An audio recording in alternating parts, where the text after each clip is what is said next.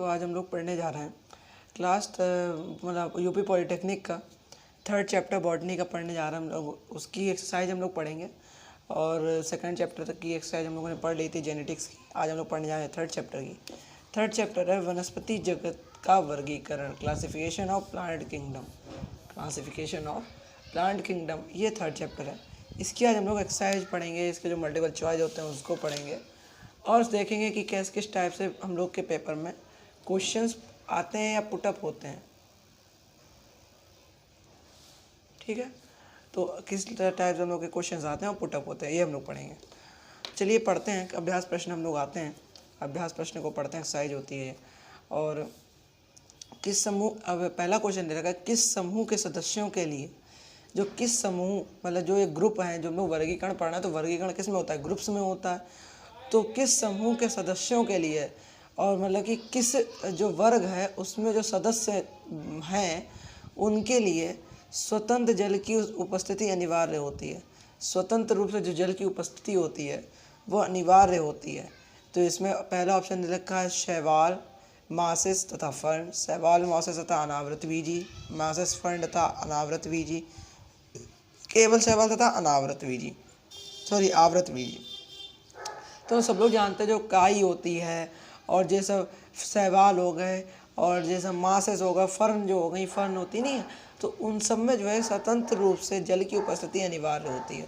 तो शैवाल, मासेस तथा फर्न की ये हम लोग का करेक्ट आंसर हो जाएगा। इसमें जो है इस समूह के सदस्यों के लिए स्वतंत्र जल की उपस्थिति अनिवार्य होती है। अपना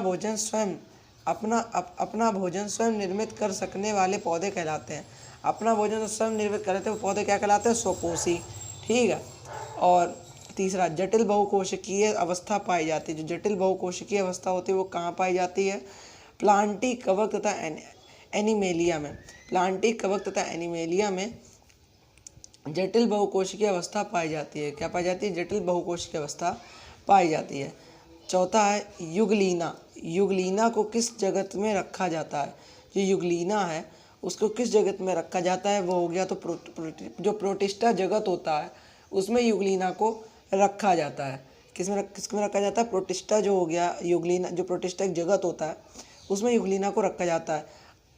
पाँचवा है अवपंक फफूंदी। जो अवपंक फफूंदी सिमिली मोल्ड्स होते हैं को किस जगत में रखा जाता है, अवपंक फफूंदी सिमिली मोल्ड्स को किस जगत में रखा जाता है, तो वो हो गया प्रोटिस्टा।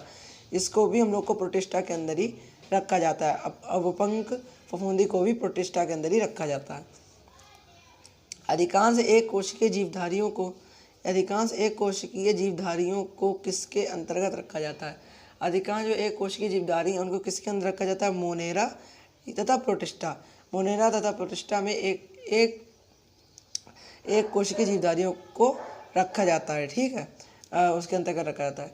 निम्न में से टेक्सोन कौन सा है, निम्न में से टेक्सोन कौन सा है, वंश भी है, कुल भी है, वर्ग भी है, ये सभी हैं, ये सभी टेक्सोन कहलाते हैं। जो टेक्सोनॉमी होती नहीं है, एक ब्रांच है टेक्सोनॉमी, तो उसके अंदर क्या क्या होता है, तो उसमें वंश भी होता है, कुल भी होता है, वर्ग भी होता है। ठीक है।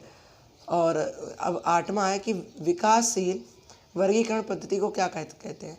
जो विकासशील जो वर्गीकरण है उसकी पद्धति को क्या कहते हैं, फाइलोजेनेटिक पद्धति। जो फाइलोजेनेटिक पद्धति है उसको कहते हैं, विकासशील वर्गीकरण पद्धति को क्या कहते हैं, फाइलोजेनेटिक पद्धति।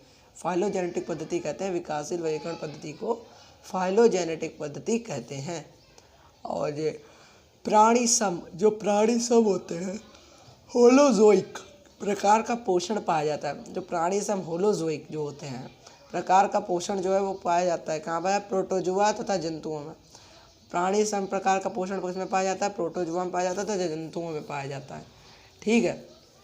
जो प्राणी सम होलोजोइक जो प्रकार का जो पोषण होता है, जो न्यूट्रिशन होता है, वो किस में पाया जाता है, प्रोटोजुआ में और जंतुओं में।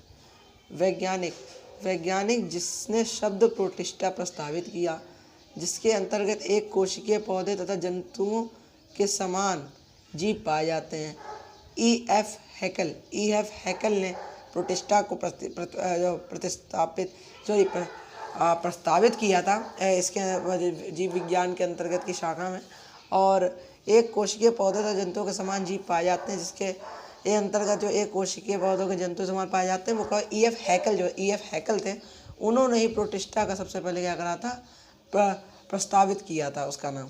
ठीक है, 5 जगत वर्गीकरण में प्रोकैरियोट्स को किस जगत में रखे जाते हैं? जो 5 जगत वर्गीकरण 5 किंगडम हो गए के वर्गीकरण में प्रोकैरियोट को किस जगत में रखते हैं? मोनेरा में रखते हैं। किस में रखते हैं? मोनेरा में रखते हैं। ठीक है, और जाति वृत्तीय दृष्टि, जाति वृत्तीय दृष्टि से 5 जगत वर्गीकरण में मध्य स्थिति किस जगत की है?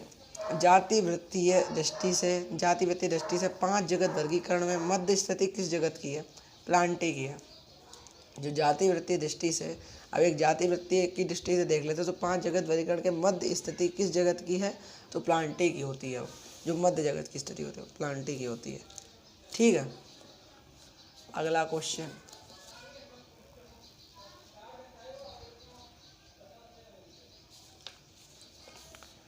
निम्न में से किन्हीं दो जगत की स्थिति एक समान होती है। अब निम्न में से किन्हीं दो जगत, कोई ऐसे दो जगत है जिनकी स्थिति क्या होती है? समान होती है। तो उसमें कौन होगा? प्लांटी तथा एनिमेलिया। जो एनिमेलिया और प्लांटी होता है उसकी जो स्थिति होती है वो एकदम समान होती है। किस जगत में